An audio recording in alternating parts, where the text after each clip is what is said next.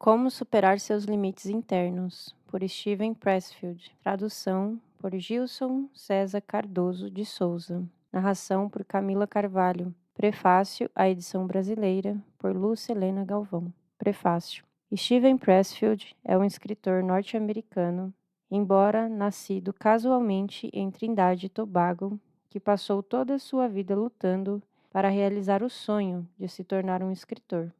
Não é necessário descrever as etapas bizarras e difíceis que ele teve de enfrentar na busca desse sonho, pois ele mesmo o faz, com grande satisfação, ao longo das páginas desta obra, com episódios estrategicamente revelados no momento do desenvolvimento da argumentação do livro, no qual sua narrativa pessoal pode ter um peso de vivência e convencimento para mostrar que é possível praticar o que está sendo recomendado.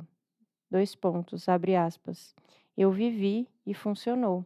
Ele mesmo nos conta que certos episódios de nossa vida têm um quê de sagrado e não devem ser relatados, expostos à profanação, a menos que a revelação sirva de impulso e estímulo para que outros superem as próprias provas. E é exatamente o que ele faz aqui, deleitando-nos com passagens memoráveis de sua vida.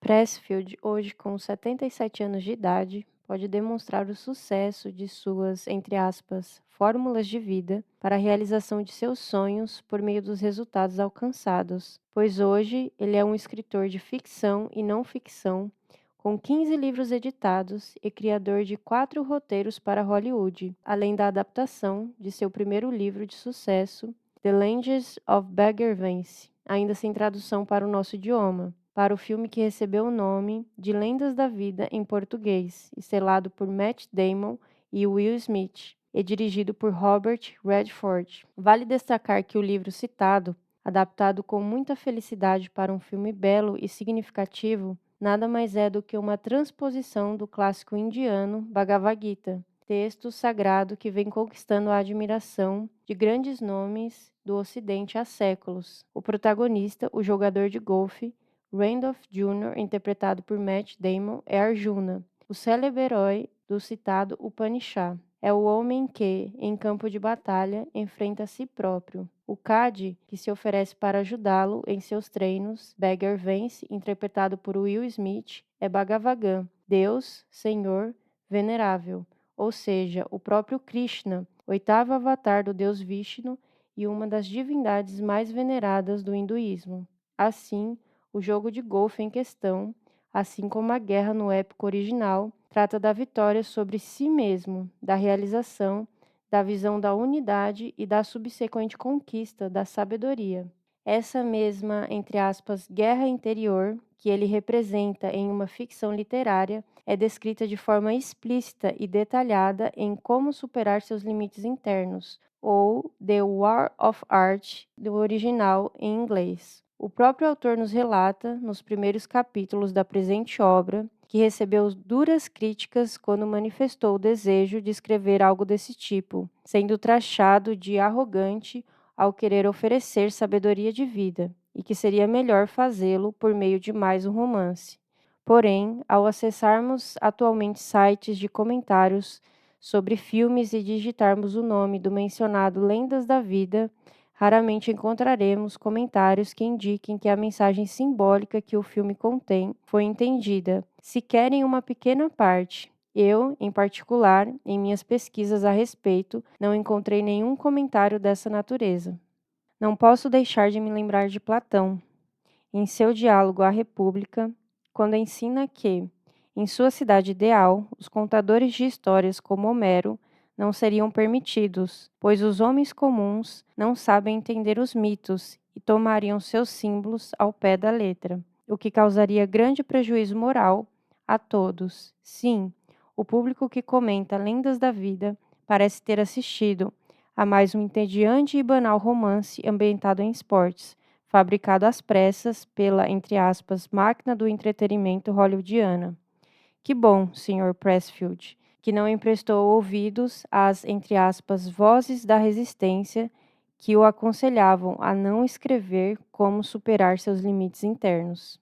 Observando a lista de livros escritos por nosso autor, veremos que há uma grande predominância de ficções com base histórica ligadas a algum tipo de guerra e, em vários casos, tendo como pano de fundo a antiguidade clássica. Para aqueles que admiram uma ficção histórica bem escrita, segundo meu critério, será escassa a lista dos escritores do gênero que, além de um embasamento histórico preciso, são capazes de colocar o leitor dentro daquele determinado painel de forma tão eficiente quanto Steven Pressfield. E uma explicação, que não esgota a questão, mas se aproxima de uma boa resposta, é que o homem que ali nos escreve já não é o escritor norte-americano, mas um espartano, um ateniense ou um cidadão de seja lá que época histórica for.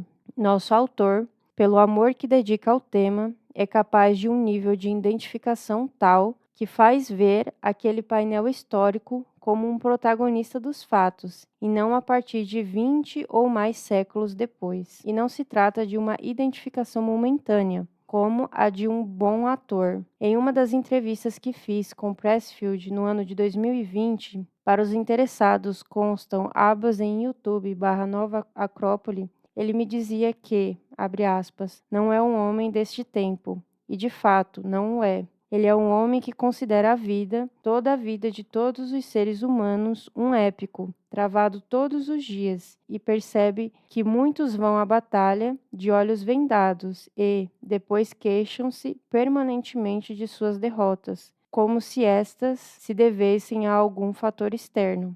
Já advirto ao leitor que, neste livro, contrariamente ao que sugere o título, ele não encontrará uma espécie de, entre aspas, manual de boa performance para artistas, ou algo que o valha, pois nosso autor, comprovadamente um amante de símbolos, não trata de um artista stricto sensu, mas da ampla e onipresente arte de viver.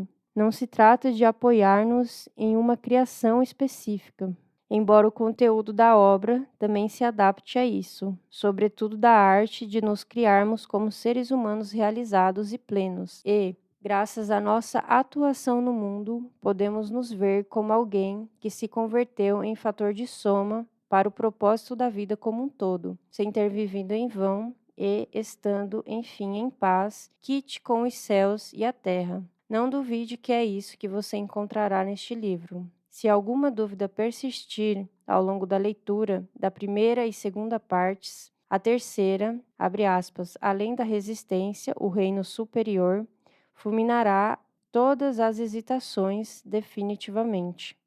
Então, prepare-se para a guerra. O inimigo, mestre em máscaras e em recrutar aliados, além de conhecedor de psicologia profunda, chama-se, entre aspas, a resistência. O financiador dela é o seu próprio medo, sobretudo o chamado, entre aspas, medo de crescer, com todas as mudanças e os compromissos que esse crescimento possa exigir. Ou seja, em última instância, o grande inimigo foi contratado por você mesmo, mas não se apoie nisso para achar que, no último momento, ele lhe será misericordioso.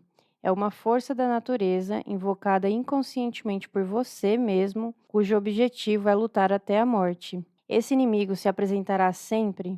Não, apenas quando aquilo que você pretende realizar o faz subir um degrau na escala necessária rumo ao seu crescimento como ser humano. Para aquelas, entre aspas, iniciativas que o paralisam ou o fazem até descer um degrau rumo ao egoísmo, à estagnação ou à alienação, a resistência, como diz o autor, abre aspas, carimba seu passaporte. E mais, como a maioria da humanidade está limitada ao seu próprio crescimento, presa fácil das próprias resistências, seu crescimento incomodará e você vai começar a ser criticado e, entre aspas, boicotado. São os aliados da resistência. Além das inúmeras vozes internas, como desculpas e pretextos, às vezes terrivelmente convincentes, você ainda terá de lidar com essa tropa de apoio externa. Por isso, diz nosso autor, que o, abre aspas, artista, ou seja, o protagonista dessa saga,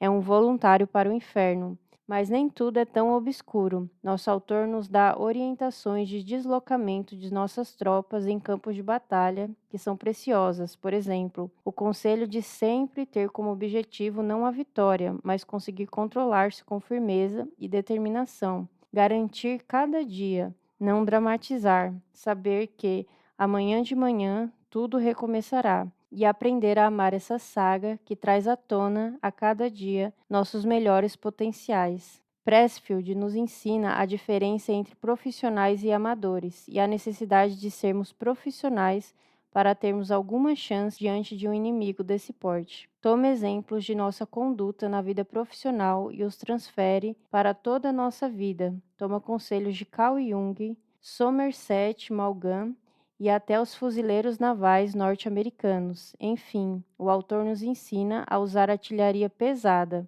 e usá-la todos os dias, pontualmente, com perseverança e responsabilidade. E aí vem a delícia da terceira parte, abre aspas, além da resistência, o reino superior, na qual relaxamos, enfim, mas nem tanto, ao saber que não temos só inimigos, mas também temos aliados poderosos nesta guerra. Há que ter mérito para que eles confiem em nós e se aproximem, e há que aprender a ouvir as vozes deles. Nessa parte, os autores e as personalidades espirituais citadas vão de Homero a Krishna, mas as observações feitas por Pressfield não são baseadas em nenhum tipo de doutrina ou crença, e sim em sua própria e rica experiência. Ressalto que sua vida não é repleta de fatos fantásticos, mas dessas experiências simples que todos nós vivenciamos, que se tornam especiais graças a um detalhe. Ele sabe ver e ouvir, e ele sabe guardá-las e crescer com elas. Em uma manifestação de humildade genuína e com a maior naturalidade possível,